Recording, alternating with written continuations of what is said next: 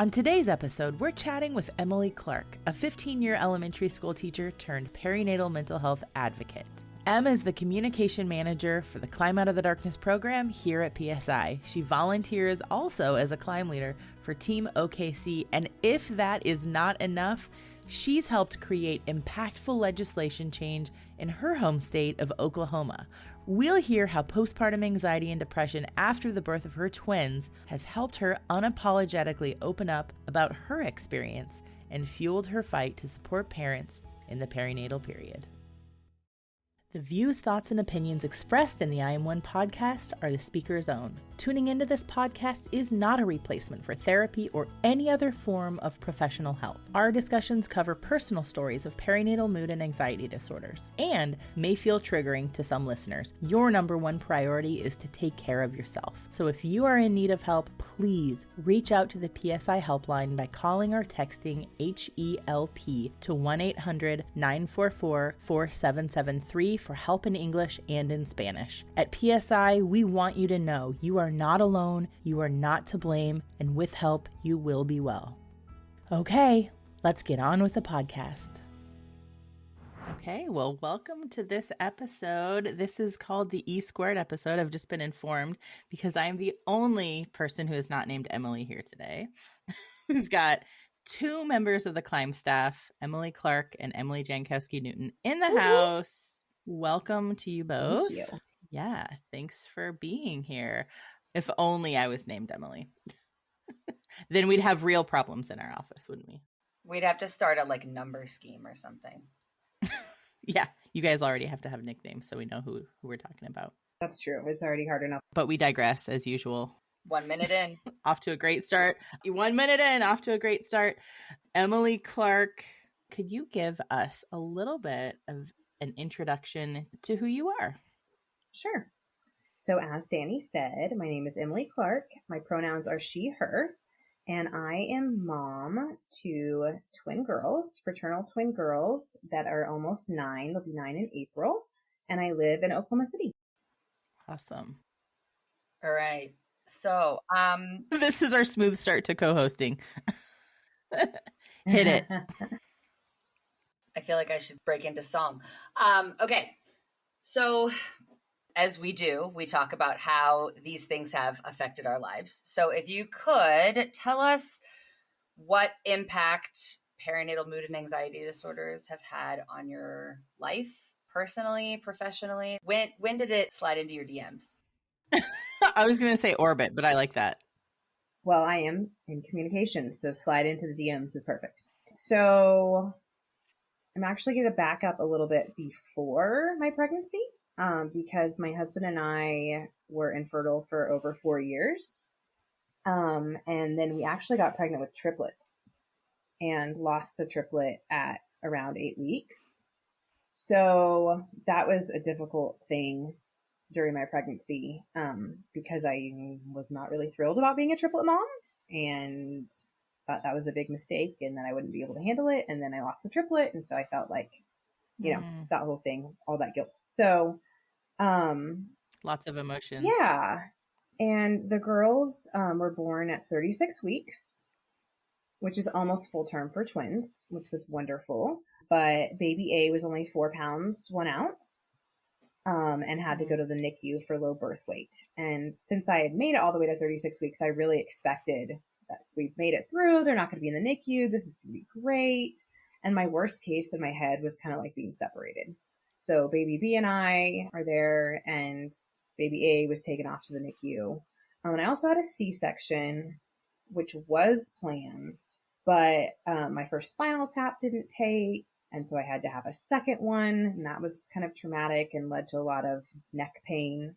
So I would say in the hospital, I was there for 4 days, and I actually probably like day 2 or day 3 started struggling within the hospital. And I forgot to mention at the end of my pregnancy, which, we had waited to be pregnant for a really, really long time. But towards the end of my pregnancy, I told my husband I could not do it. So I was already experiencing anxiety pretty severely at the end of my pregnancy and just didn't really know what to do about it. Thought it was normal, never been pregnant before, never been pregnant with twins before. I had a lot of just kind of anxiety and depression about even having a C-section and not choosing natural. So there was just kind of a lot going on.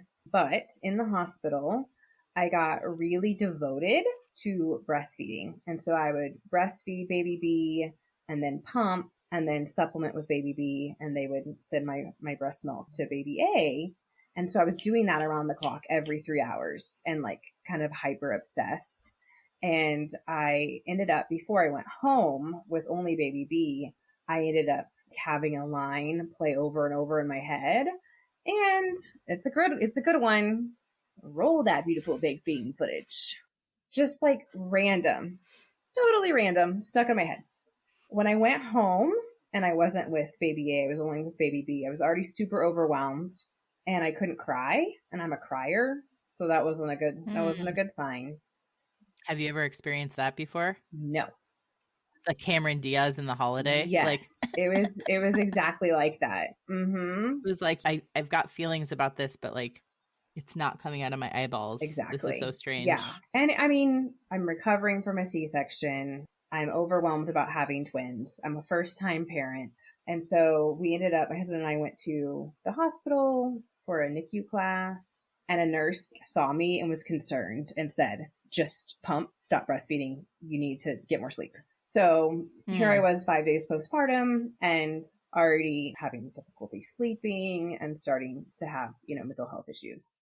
I want to ask you a question about this breastfeeding thing, because that was a similar situation that a couple of friends have dealt with over the years. So like if you're pumping and feeding every 3 hours, like what did that 3 hour window actually look like? What was the, how long did it take to do each step? Yeah, it's a great question.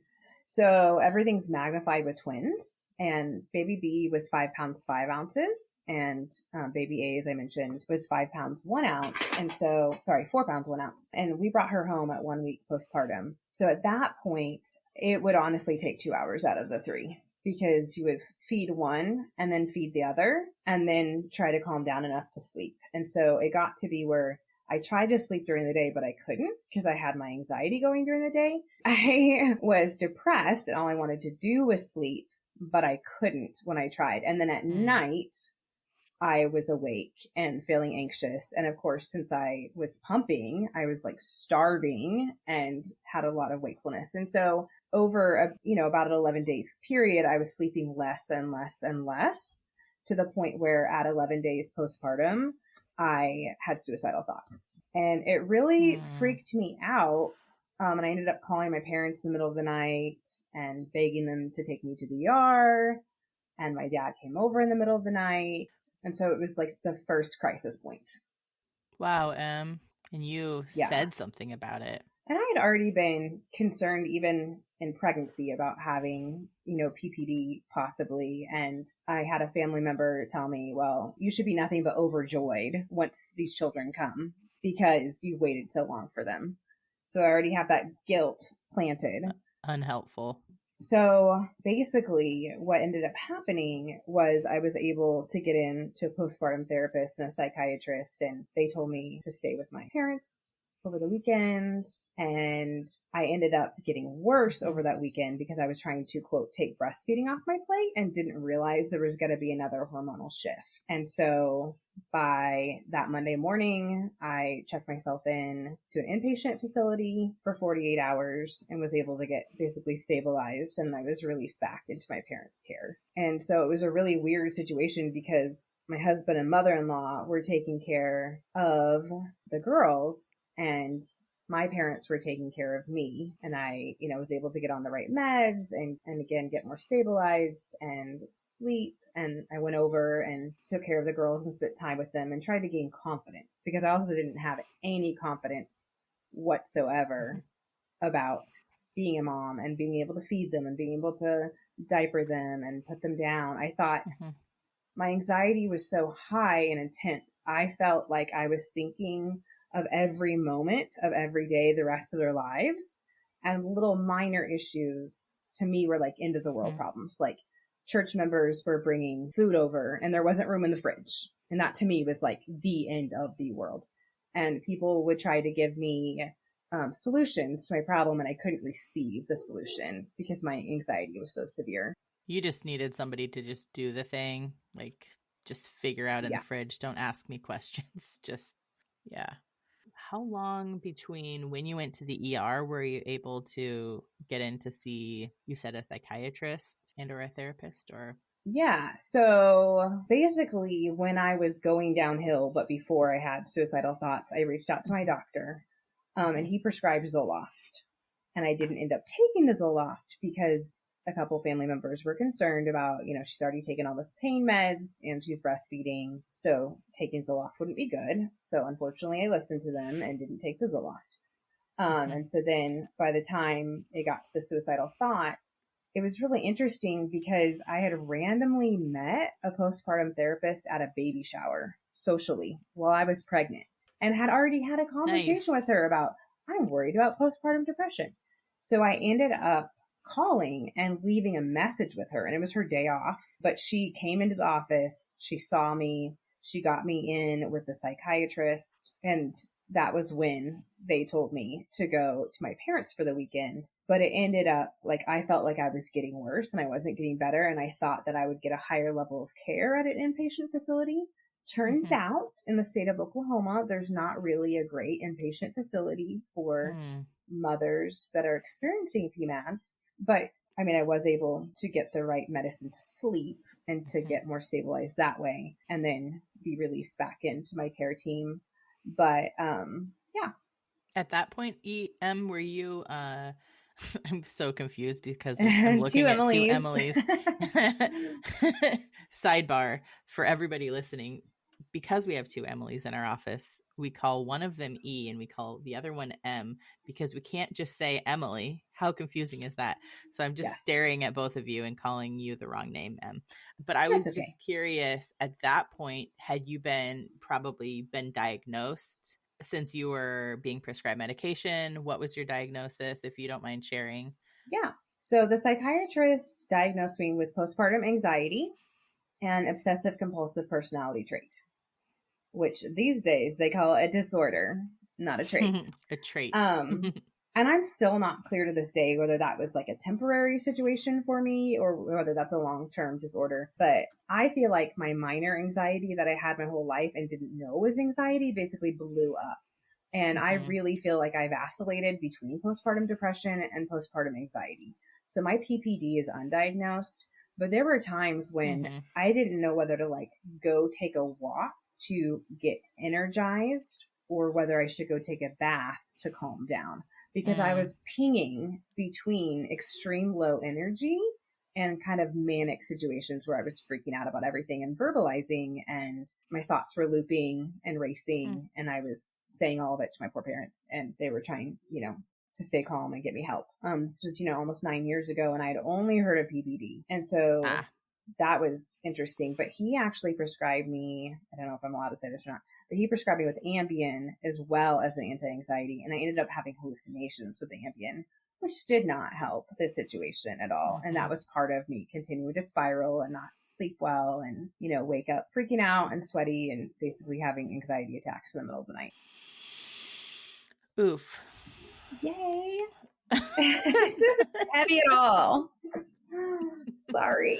Oh my gosh. Poor postpartum M. But the thing is, once you get enough away from it, or like you can see that was the dark part of the journey, and that like there's light ahead. That's when you can be like, wow, that was like a lot. Like it's not funny, but like we can laugh at ourselves a little bit, right? Yeah, and I've had lots of time to process it and make sense of it and kind of see like the suicidal thoughts were like the first low point, and I thought it couldn't get any lower, but then like continuing to spin out and not get sleep for the 48 hours after that and have the hormonal shift from trying to wean made things worse. And, the whole inpatient experience. And I really like put a stigma on myself. And I, was a teacher at the time, and I thought I can't ever tell anyone that I was inpatient. They're going to think I'm crazy. I'm not going to be allowed to teach. And the same family member that told me I should be nothing but overjoyed also told me that I couldn't tell anyone about what I was going through or I would be fired. And that, when I was actually finally getting better and staying with my parents and going over to visit the girls every day, this person also said that I wasn't getting better. So there was kind of this additional situation going on of I'm already, at my lowest point in my life, and I needed that person to help with my children, but emotionally it wasn't safe for me to even move home until that person was gone. Oh, wow.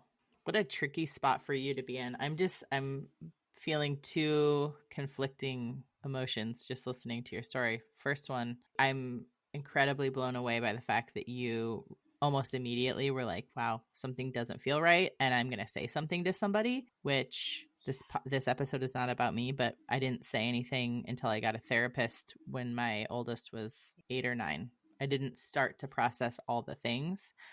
So I'm always incredibly just blown away by anybody who can just go, this doesn't feel right. This isn't what I thought it was going to be like, and say something. And then at the same time, you're being told by somebody not to say anything about it.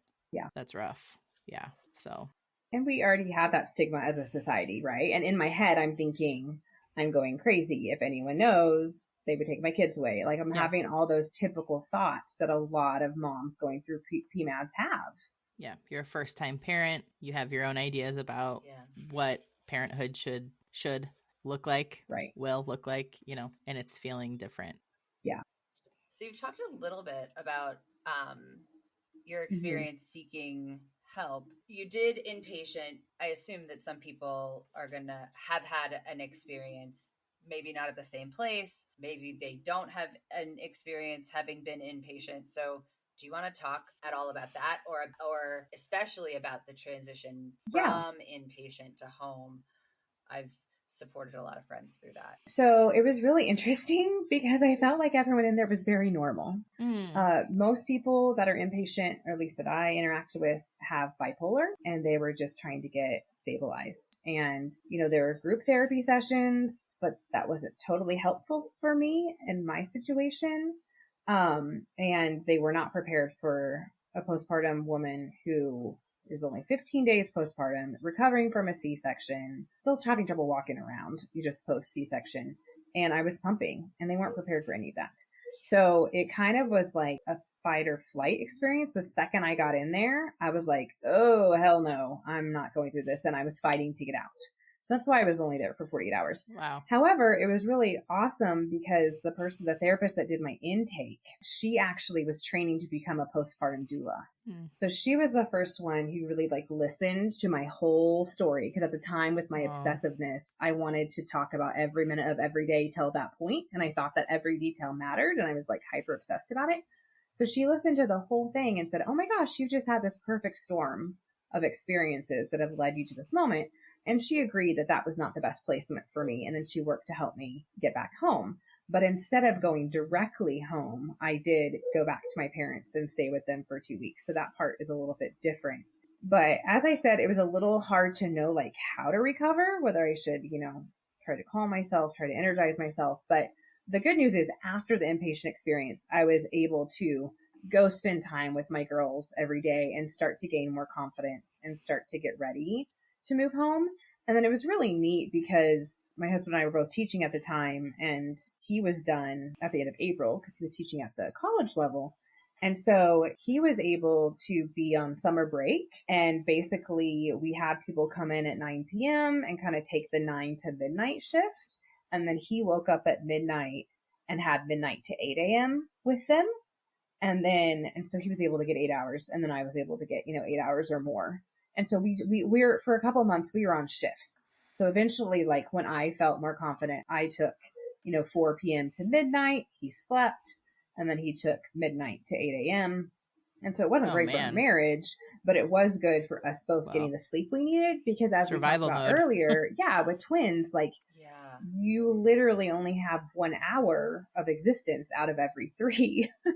And so unless you get on some sort of schedule, or take turns with your partner, it's really hard to cope. So we were able to have people from our church and my parents' church come help and do some shifts which helped a lot. And then, I mean, the really cool part looking back is, yeah, I had PPA really severely, in my opinion, but I also recovered very quickly. Because coming out of inpatient, I was able to get on the right antidepressant, the right anti-anxiety, and level out. And truly, by 6 weeks postpartum, I was myself again.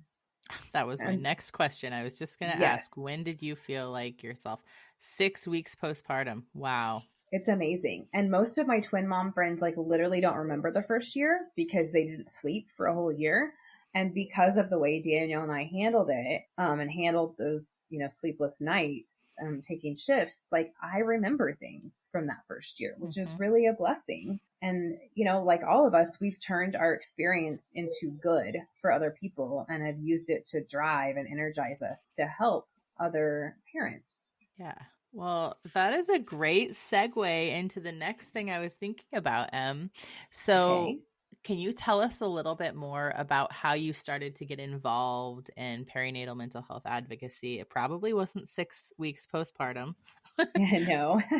We don't advise that officially. Yeah, we do not. Yeah, no. Definitely get past the first year. Come to a climb, we'll give you snacks, but do not. Yeah, that's true. More than that, good. You've got to pass. If you could just tell us a little bit more about how you became involved in advocacy and yeah. So, like many of us, I wanted to create meaning out of my experience. Like I even remember the day I checked myself in, I told my husband, like, I don't understand why I'm going through this. And so a couple years later, I wanted to create meaning out of it. And I thought about other women in Oklahoma and I read the stats just about American women and parents that they're not getting help, right? They're not being diagnosed. They're not getting help. And so I did a little research and found out several states, including Texas, had some legislation on the books that required screenings for all moms in the perinatal period. And I thought that even though that wasn't my particular issue, I was like, help me, there's something wrong. And I was like really, intense about it. But a lot of women and parents don't seek help and don't even know that they're going through a postpartum mental health issue. And so I approached my state senator that I had met a couple times previously just as a teacher. And I presented her with all these other states and the laws that they have and said, like, I think this is something that we can do to help Oklahomans. And yay, it's free. So we ended up pushing that through. And now there's a law on the books here in Oklahoma that women in their third trimester and then at every single well child checkup the first year will be screened for postpartum depression. Goodness. Em, changing the world. You're so outgoing.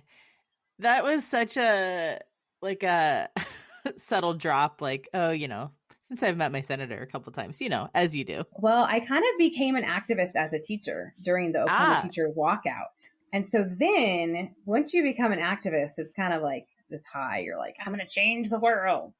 Yeah. So I just wanted to kind of put that together. And fortunately, she was really receptive and got a co-author on the House side. And so it was a really cool experience. Then a couple years later, actually pause. You're going to ask me the question, then I can answer it. It's okay. Who's running the show here? I know, sorry. Emily's being the director. So tell us about how you became involved with PSI. Sure. So I'll ask the question. Sure. I think the first time I heard about Climb Out of the Darkness is somehow I saw a YouTube video, maybe 2016-ish. I thought you said somehow I saw you too, like the two of you. Oh, I'm following. Sadly, anyway. Sorry. But it was this awesome video showing women from all over the country climbing out of the darkness and telling their stories and walking together in community. And I thought that is really cool. Mm-hmm. And so I looked on the map and there was not a climb in Oklahoma City. And the nearest one was North Texas. And I was like, yeah, that'd be great, but I don't really want to drive. Like, I guess I'll just start a climb here in Oklahoma City. And then I talked to Emily Jankowski Newton, the other E. Thank you for clarifying. The original Emily, yes. And she just helped me feel confident that I could run a climb in Oklahoma City. And that's how I got connected with PSI. I'm like, have you ever hosted a play date? Yes. Is this a I trick probably question? hadn't, honestly, because I did everything with my mother of multiples group at the time. That was my social outlet. Were you ever like, hey, does anyone want to do this? Maybe. Yeah. See? So You led a really cool climb. I loved looking at your photos from this year. You walked to a lighthouse. Thank you. Very on the nose with People the light. almost fainted because it was so hot. oh god. So Dang we're it. really excited about the second climb season being in October so that maybe Yes. people, won't be afraid of passing out. We don't want people fainting. Only out of excitement. That's No, true. not even that. Oh, okay, not that either. We're Never going to mind. need to bring a lot of like bean bags or something. But Danny, I was really excited about the lighthouse too. That was the location I had wanted for years. I had Mhm. always envisioned it instead of like a candle showing, the way, like lighting our paths out of the darkness. I wanted it to be a lighthouse. And so like all our Team OKC stuff had a lighthouse on it. And I just loved it because it was symbolic. And we walked on summer solstice, the longest, brightest day of the year. And I just like ate up all the symbolism. So it was pretty cool to be there. Yeah. Why didn't you have it at the lighthouse before? Did you have to reserve? Yeah, we just didn't reserve the location early enough Oh. in the year. And now you're on it. Gotta On stay on top those of it. things. Yes. Nice. Can you tell us how else are you involved with PSI these days? Besides being a volunteer climb leader, you are Yes. a teacher aren't you a teacher, Em? I was a teacher for 15 years, and I guess I did such a good job as a climb leader that Emily Jankowski Newton asked me to join the climb team as the communications manager. And so it was a really huge shift from teaching fourth grade for 15 years to being communications manager for Climb Out of the Darkness. But it's pretty awesome because I have You're amazing rocking it. coworkers. Thank you. We have all the channels. We'll put them in the show notes. You should follow us everywhere. We are attempting to do more channels, to post on more channels. All Yes. of that in the show notes. So you're in OKC, Yes. and if anybody is interested in leading a climb and they have social media specific questions, you are the person to ask. So we'll She put your is. email address in the show notes. Yeah, sounds good. Maybe also a link to Team OKC's climb page. Yes. If That's a good anybody in idea. the OKC area is interested in joining, or I don't know what the situation is if you're looking for co-leaders or anything this year, so people Yeah, can I'd love that. find you. Awesome. Who's smacking their glass? That was me. Sorry. Hey, we're recording a podcast here. We're just glad you're here since you dropped off. Your video dropped off there for a minute. It did. I was like, Yeah, for We're all people kind of freaking just out. listening in, Em and I continued the podcast, hopefully flawlessly, while Emily Jankowski Newton fell off the face of the earth and then joined the recording again, and now she's back with us. Thank I was goodness. like, I'm back. I'm back. I got very distracted and I was like, oh yeah, we're recording an episode, Yeah. and I forgot I was trying to be present anyway. It was a little stressful. Yeah, this is only our third time. You're doing great. Thanks. You too. E, how are you feeling? Everybody I'm okay? Fine. Great. Do you want to lead the lightning round, E? Am I supposed to ask the questions really fast, or can I ask them at a non-lightning speed? What's the protocol? Whatever you want, because I think that in the last episode with Lisette, I started off fast and then I digressed. And it wasn't so light. Okay. It wasn't so lightning-y at the end, but you go at your own speed. I listen to a Harry Potter podcast, and they also have a lightning round. Get Oh. Of course they do. Maybe we should have a different name for it. Because it's at the end. Is it the placenta round?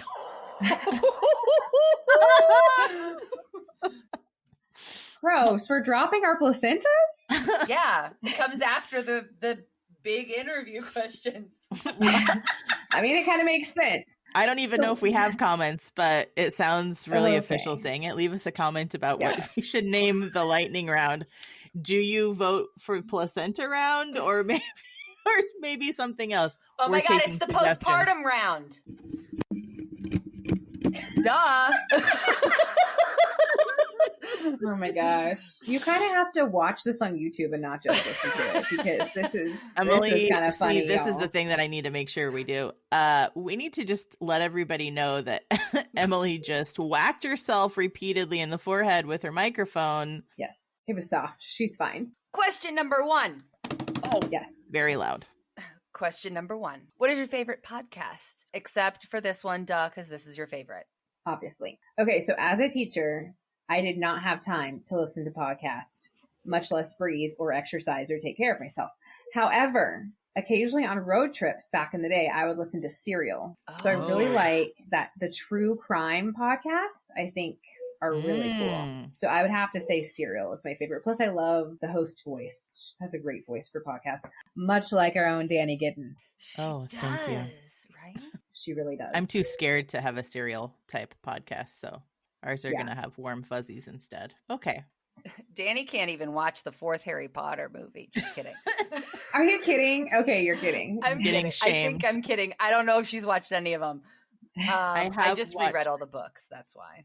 Oh, it's fresh on Not your a mind. fan. I like something predictable. What? You're not a fan of Harry Potter? Me? Are you spreading lies, E? Oh, sorry. You're I not like Harry Potter. I don't Okay. like. I'm just not a fan of scary, Got like it. Me either. thriller type movies. Mm-hmm. Emily's dancing the thriller. Uh-oh, we've gone off the thriller rails. dance. Question number 2, Emily Clark. Yes. Tell us, do you have a book in your ear or a book in your hands? So I typically read either, hardback, paperback, or on my Kindle. So I don't have a Kindle. I just read it on the Kindle app on my phone. But yeah, I like reading when I can focus. With your eyeballs. I like reading with my eyeballs. That's what I'm You're trying an to say. eyeball girl. That's true. She's into eyeballs. And it got weird. Okay. Like, I literally still call them books on tape instead of audiobooks. So, oh my God, yes. I did that. And my kids were like, what's a tape? And I was like, I quit. I know. Like, I correct myself. I was telling someone the other day, like, yeah, I was reading this book, an ebook through the library, and I didn't read it fast enough, and it's not available, and I couldn't check it out again. So I'm actually having to finish the book on audiobooks, and I don't even know what to do with myself. It's so strange. I'm not used to it. Oh God, I love it. I love it. But that's me. And this is not my episode. So, which we can't wait for yours. Currently, what are you reading? I am reading a British mystery, and I love British mysteries, and I love historical fiction with a hint of romance, specifically like World War Jane II. Austen? Oh, no. Okay. Well, I do love Jane Austen. I grew up reading Jane Austen, but I'm talking about like World War II historical fiction kind of books. With love. With a little bit of love. Always a female main character who's like doing war work kind of thing, like inspiring. But you kind of learn some like stuff Bletchley historically. Park? Yes, exactly like that. Have you read War Brides? No, I'll put it on my list. I will send you my copy. Okay, wonderful. Okay, what is your go-to for a quick mental break? Okay, yoga. You've built that in. I built that in. I'm going twice a week. But for as far as like really quick, like if I am like feeling down in the dumps, then it's just a really hard day. I actually have a playlist on Amazon Music that's called Pick Me Ups. And I put my Pick Me Up playlist on, and that's a big help. Does the playlist change, or is it like these are like the oldies but goodies? Do you know what I mean? Like, what if something new that's good comes out? Does it get put on, or is this like it gets put on? List? Yes, I definitely add to it. Like the other day, I added, I could walk 500 miles and I could walk 5. Yeah, I added that one. So every now and then I'm like, oh my gosh, I dig that song. I'm definitely going to add it to my playlist. And then it helps. Did you say that that's on iTunes? No, it's on Amazon Music. I wonder if you can share a playlist. You can. I think all the cool people are on Spotify, but I'm on Amazon Music. Well, listen, if we have consent from you, maybe we'll even drop a link to your, what is it called? Pick Me Up? Yes, playlist? my Pick Me Up list. We'll drop that in the show notes. Yeah. And so if anybody's needing a pick me up. Yeah, that would be very helpful. And because I like to research things, as I was adding to my list the other day, I literally Googled pick me up songs, like what songs are pick me up songs. And there was like a list of 20. So that gave me some ideas for, Nice. Yeah. how many of the 20 were already on your list? Or was it like a whole new 20? It was mostly new, but I had at least Ooh. 5 already on. Okay. Like, hey ya, hey ya. Oh, yeah. Ya. That was already on there. That's a great pick me up. Yeah. I just added All Night Long by Lionel Richie because that was like my favorite song growing up. When I was like 6 years old, I love that one. Huh. That's all you have to say is huh? That's cool. Awkward. Nice. Well, I mean, I was just trying to think about like what he's actually singing about. All night long? I think, Sleeping all night long? Now that's hot. but it could be Sleeping all night long? Yeah. That's super hot. That is hot. I mean, the other thing is you love sleep, Em. You Yeah. love some sleep. You I sleep love like it. how much? 8 do you to 10 sleep? hours. 8 Yeah, to 10 hours incredible. every night. Living the dream. And I usually still need naps, but it's not entirely healthy, I don't think. I think there is such a thing as too much sleep. But I've always loved naps. You really prioritize it. I do. And I think it's because part of my mental breakdown was so related to sleep. Right. And that was part of my recovery. And that's part of why I recovered so fast is because we were able to prioritize sleep for me. So it might be a little bit of a fear reaction of like, I can't ever get not enough sleep again, or I'm going to go a little bit nuts. Well, you inspire me. Oh, I'm well, thank chronically under rested. And overtired. Yeah.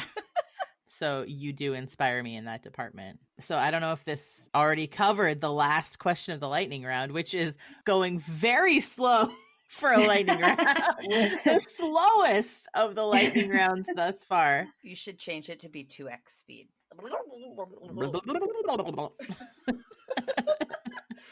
What's one way that you'll show yourself some radical love today, Em? Okay, so Danny provided me the list of questions ahead of time, and this was the question that stressed me out more than any other. Oh no, it stressed you out? It did, because like many women, I have a lot of insecurities, and I'm very hard on myself. And so it was kind of like, oh my gosh, self-love. Like, I need to show myself self-love. I'm not showing myself self-love. Guilt. And so, but I thought about it. That had the opposite effect that it was intended. Okay. So, but I came up with an answer. My answer is that I actually need to talk more kindly to myself and encourage myself the way I would encourage someone else, and talk to myself the way I would talk to my friend, and just basically show myself self-love, period, is the way to show myself self-love. It's like I'm already talking to myself, so I may as well, turn it positive. That's Can I make a suggestion? Sure. Can I offer a reflection? Oh, no, I'm making a suggestion, which means you can fully ignore it and I will not be offended. I have been, ever since New Year's Day, standing in front of the mirror before I get dressed in the mornings, saying, this is a good body, twice, out loud. This is a good body. Yes. This is my body. This is a good body. My body is a good body. And then I get dressed. Yeah. I think it's working.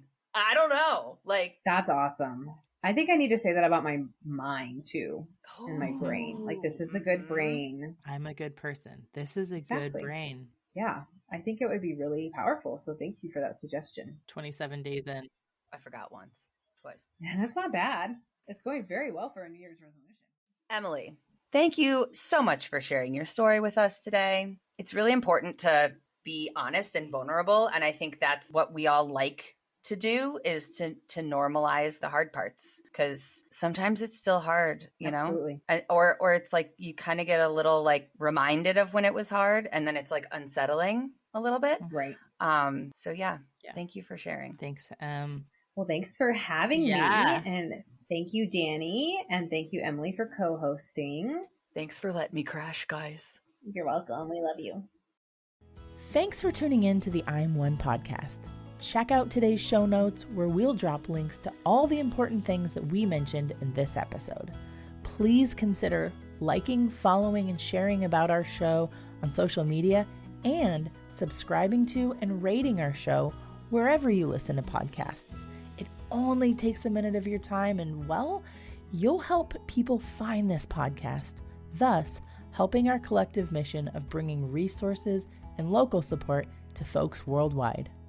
From everyone here at the Climb Team, thanks again for listening.